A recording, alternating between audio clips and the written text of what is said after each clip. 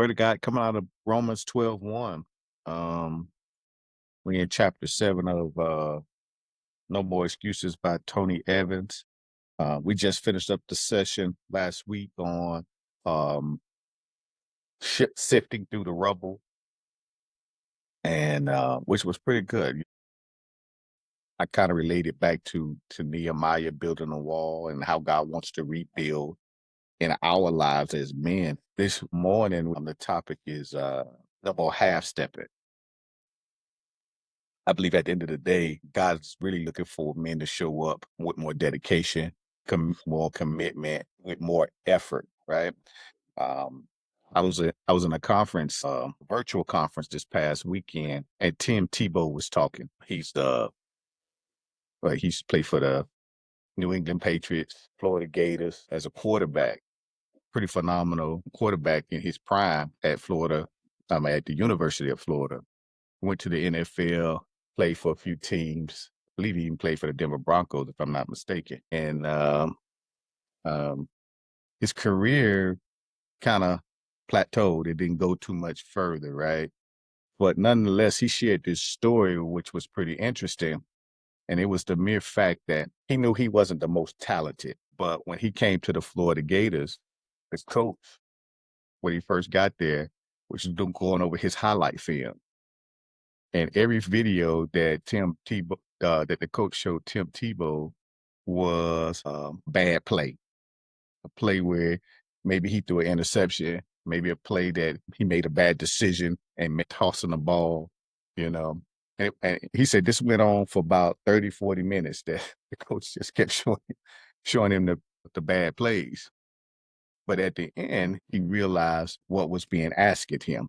Like, how are you willing to show up? What are you committed to do? He said that was a life-changing moment for him because he realized that for him to play amongst the elite, for him to give his best to the University of Florida, that he had to come and be committed. He had to be dedicated. He had to get focused, to learn, to do. And he said while he was there one day, the team got in trouble for something. And normally when they get in trouble, they got to run the stands. Over 9,000 steps in the football arena, and they got to hit every step.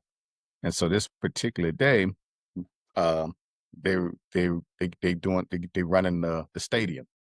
And he said it was a player that he was always focused on, a player that was always, when he saw him play, did him.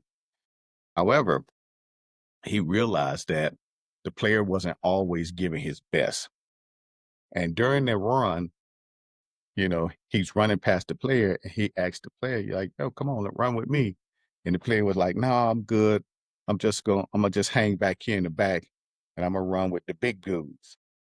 The player's thought was that he was motivating the big dudes. He said, Timbo said after they ran the stadium, he had a conversation with this particular player. He's talked to the player about giving his all. And what Tebow said was that he was the type of player who had exceptional skill. He was a type of player that he was born to play football. This was who he was.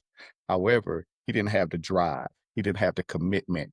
He didn't have the dedication to really go give his all. And at the end, he didn't, after that, I think he only played 2 seasons with the University of Florida, and they cut him because he wouldn't give his all. This is kind of some of what we about to step into what Tony is talking about. No more half stepping. Tony says too many men half stepping their approach to their spiritual development. They're expecting God to do more, but they're not willing to give. Any thoughts? Yeah, hey, bro, Dwayne, just so having you were talking about that. When you were talking about Tim Tebow and the gift he had, and you know the the thing he did at Florida, but yet when he went to the NFL, he didn't reach that same expectation. This is a conversation that I have with my grandson all the time. And when you were saying that he was talking about that kid at Florida that had all the gift, but didn't have the drive to go with it. You know, That's the exact example of my grandson. He's 13 years old. He played baseball for the ninth grade team, but he's in the eighth grade. A self talented kid. But what I tell him all the time is, your talent does not grow with you. You got work to keep your talent up with as you grow. 'Cause if not, you will eventually outgrow that talent, and that talent won't serve a purpose.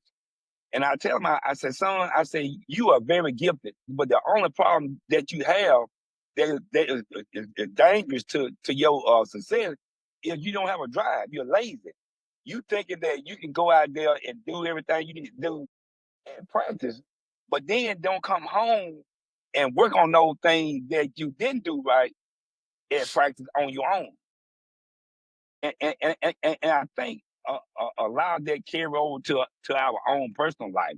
A lot of time people counsel us and they talk to us about the things that we're doing wrong in our life, but we don't realize that we defeat those things not by you know people showing us what we're doing wrong, but by us taking up those things outside of that conversation and work on it to make ourselves better at those things that we're shortcoming at in our personal life. Especially, when we are men that married or got kids that, we are trying to lead to a certain place, but yet don't have that drive ourselves, to lead effectively. So I think that was a good point. Anybody else with any thoughts? Yeah, for me, that's one of those things I frequently talk to my sons about. They all had aspirations of what they wanted to do or be when they grew up, but I never saw that extra effort. I never saw them truly give their all. And I called them out and saying, "You don't really know what it to have like a stretch goal, uh, enough to just get by. Not to mention your grandchildren." Got that right. And Dwayne, uh, you know, uh, I had to thank God because for all the things that I have went through in life to get me to where I am today, whether it be as a person, in general for the character, or as financially stable. I think back in my early 20s, in the station at Fort Compton, Colorado, when I did something stupid. I had a car. The car at that time cost $10,000, was a whole lot of money back in the 80s. And, decided to go out and get a more expensive car. I barely could pay for the one I had at 10,000. When I bought another car at 17,000, uh, and quite naturally, I couldn't make the payment. So the people, so I had to ask myself, right, okay, David, where did you go wrong in this situation? How did you get yourself to where you are right now? My credit was jacked up, couldn't buy anything, and to me, that was God giving me a teaching lesson, saying, "Look, you know, you got to make better decisions than what you're doing if you plan on guiding your family in a direction they need to go." I only had been married that time probably about a little over a year. My wife was pregnant, getting ready to have our first child. Like God was telling me, you can't go in there making these same decisions, being married and with a kid that you're making on your own, you know. And I think that was just like what you said, Tim Tebow coach did him. He showed him the bad thing that he was doing in order to get him to start doing what he needed to do, which was the right thing. And I think, we as leaders, especially men, a lot of times we get so wrapped up in patting ourselves on the back for the little right thing that we're doing, but don't realize that you know, we need to be focusing on the things that we're not doing correct, and building That's off of good. those things to try to make our life better instead of just saying, "Hey, I do this and I do that, so that should be enough. You should be certified."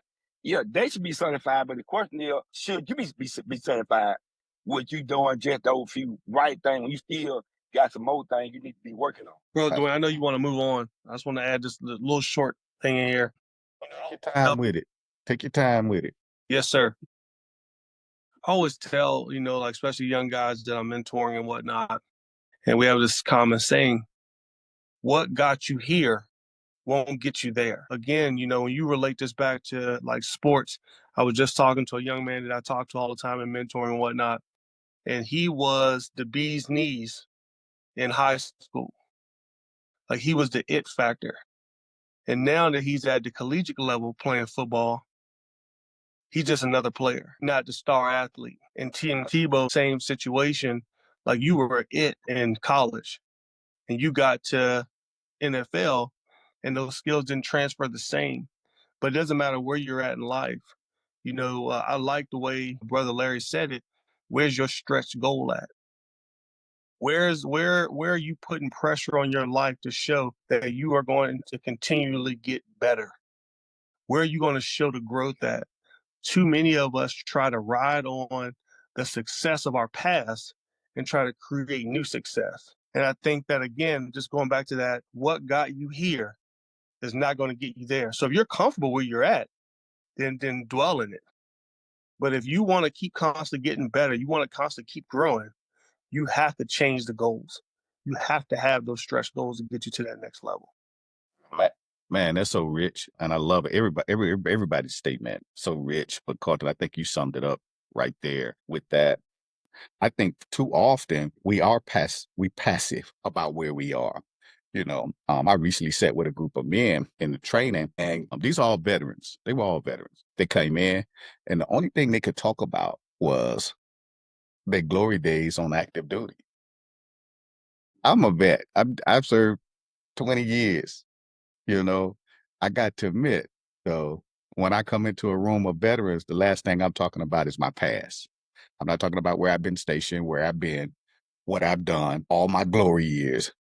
And it made me realize that that was the only identity that you had for yourself. You couldn't see yourself where you were now because the conversation wasn't around what's going on today.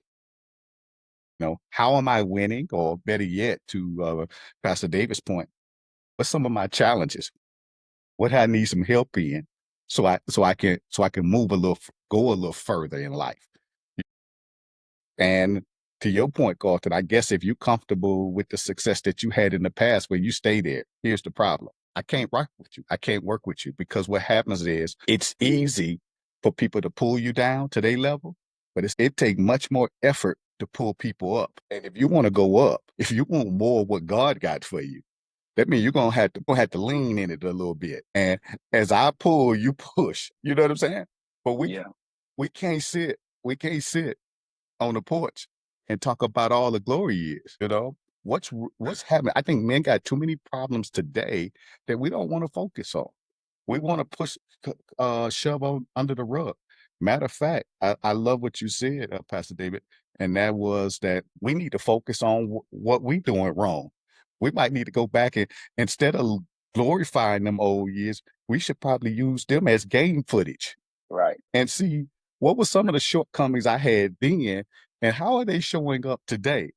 Because I'm almost certain if you ain't fix anything, you still seeing them same patterns today.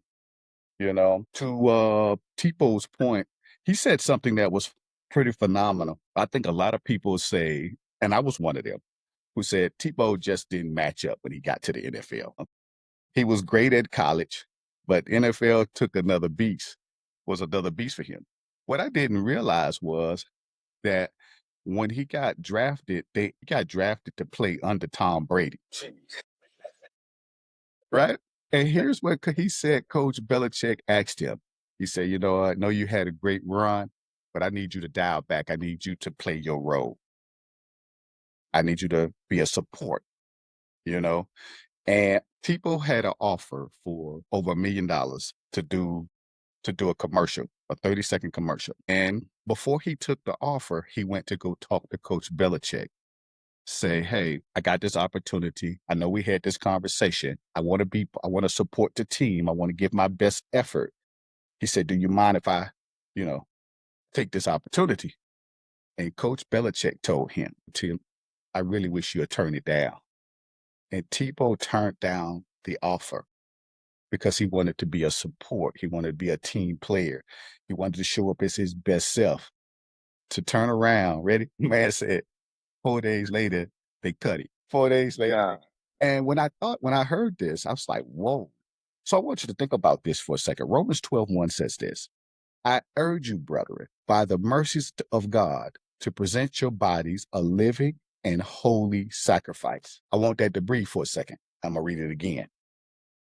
I urge you, brethren, by the mercies of God, to present your bodies a living and holy sacrifice, acceptable to God, which is your spiritual service of worship. Romans 12:1. It's so easy to go after the things that you want in life. It's so easy to go. I think that for Tebow to turn down that $1 million had to be one of the hardest things to do, especially not knowing what his future held for him. And so many of us aren't willing to sacrifice in the moment. We're not willing to give up what we want for the team effort. Now, I don't know what the team looked like for you, but I'm talking about from a spiritual aspect. What do you need to sacrifice so you can grow into what God is calling you to? You know, when I look at the word sacrifice, something that doesn't come easy. So a lot of people think like, if I just give money, I'm making this sacrifice. Well, if you got an abundance of money, that's no longer a sacrifice. Like sacrifice meaning you have to give up something of significance and value to you. Time that results in our time. So when I look at present your body, it's your whole being. Like what is the need first off, and how can I pour myself into that need, sacrificing who I am for that need. Look at it in a similar way in terms of with the gifts that I have, how best can I share those to help to uplift others? How can I share the information that I have that for me is which I felt was of little value, but learn to see that just sharing that information made such a big difference in other people's lives that it allowed me to open up and give that information freely without expecting anything back. I believe sacrifice simply requires a mind shift. We have to shift how we see things, how we view ourselves. We can't keep going into uh to our future or where God is leading us with the same old mindset. Think of it like this. There was a great one of my favorite shows, the Beverly Hillbillies. Anybody, you remember that, Brother Larry? I got you on that one. Them was some funny jokers, right? Uh, I still watch 'em. you still watch? Yeah. But it was coming up out of Tennessee, old country folks moved into Beverly Hills, you know. And old Jed, he took that old Tennessee country thinking into Beverly Beverly Hill Hills. living. What it really did from that point, I'm like, we laughing, right? But I just thinking that shift, that lack of shift into an environment, it was brought comedy, right? It brought comedy to the environment. People laughed, people chuckled. You know, think about the old way, your old way of thinking and the environments that you're going into. What shift are you bringing to it? You know, are you bringing the same old mindset? So therefore, every new opportunity still look like a challenge to you. You bring in the same old mindset that nothing seems to be working in your favor because it don't work the way you want it to work. Are you bringing the same old mindset that you are half stepping? You're not bringing your full energy into it. You're not giving your whole commitment. You're not being prepared for it. How are we showing up in that old mindset? And how do we how do we shift our mindset so we can add more value to our environment? You know, I'll just add this little tidbit in there, Brother Dwayne. When we look at when I used to be a safety investigator, you know, if you don't switch the mindset, it's called a negative transfer. So again, think about something very simple that I'm pretty sure all of us have done at some point in time or another. When you go from automatic to a manual transmission, from a manual transmission back to an automatic transmission, like your mindset has to change in order to press the clutch, change gears from simply just pressing the gas pedal. And if you don't, you'll find yourself slamming on the brake in your automatic, or you'll find yourself stalling out in your manual transmission because of the fact that you had a negative transfer. You have to put your mind in the right space. And if your mind is not in the right space, you will have that negative transfer. And then, like you said, you're not going to show up as your best. Anybody else with one final comment? You know, Dwayne, the Bible speaks on us making that shift, that transfer. You know, when he was Paul, I think what Paul was saying that, when I was a child, I act like a child and I thought like a child. When he was talking in the spirit, but now, now that I'm older, you know what I'm saying, other word mature, I got to make that shift. I got to put them childish things behind and act more on the adult level. So our life constantly requires us to make shift. And when we can't make that transfer, things just ordinary is not gonna go the way that they should go. I think of it as drive. I think what we've talked about all morning is where is the drive to show up as your best self, be it at work, be it in the other things you do, be it at home or wherever. And the question that I still struggle with in terms of, particularly in family, how do you create that drive? How do you create that?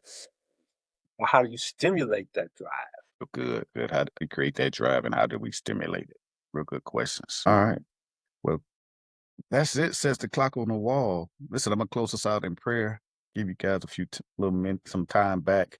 Hey, we got one more week in no more excuses, and then we're gonna shift into leadership series. Um, Pastor David, and I love for you to open us up and bring us in about 2 weeks. Bring us into a leadership series. Would you? All right. Are you tired of feeling unseen or stuck in a repetitive cycle? Do you long for a space where your energy and ideas are valued and amplified?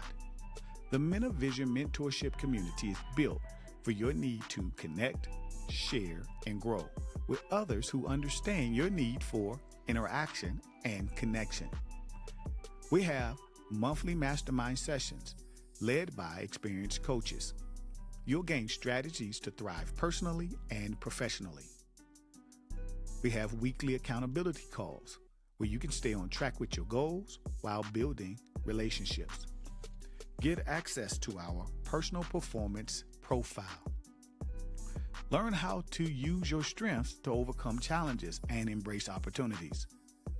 This is an exclusive community where you'll connect with men navigating similar journeys, sharing wins, and offering support. Realize this, you don't have to do it alone.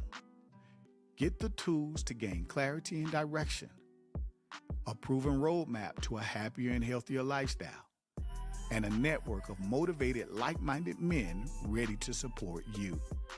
Make the decision today. Stop settling for good enough and start living your best life and thrive. Join today the Men of Vision Mentorship Community. Visit the webpage, DwayneHRoberts.com.